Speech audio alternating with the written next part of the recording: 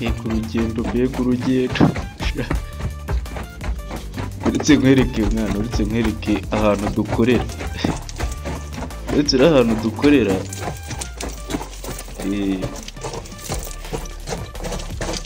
mbwire ko aha hantu umuntu haguhaye akazi wakwemera kuza kuhakorera.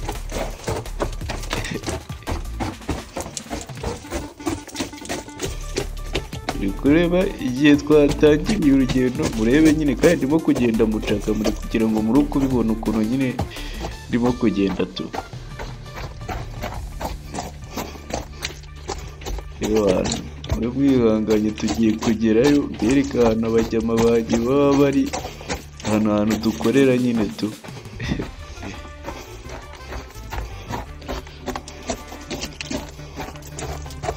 Turimo kuhabona.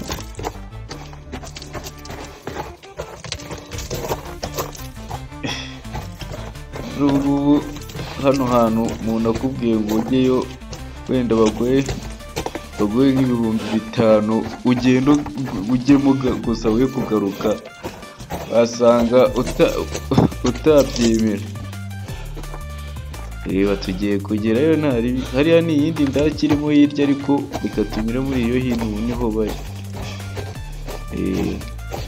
Hano duce muri iyi ngiyi ubwo turabageraho vuba. Hari izihura, harimo izihura,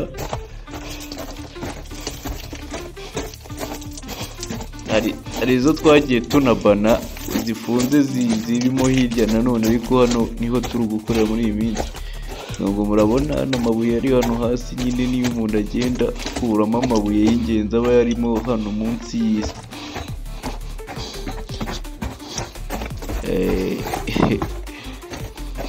Reka tugende nkwereke ndebera indani, nawe umbwire ko iyi ndani hari ahantu wigeze uyibona.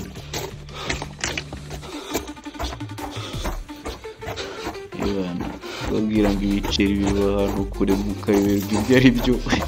Banza ndebera aha hantu, wewe ureba abatipe bangize izi ngaba mani, abajyama banjye mwana. Bimeze bite wako? Bana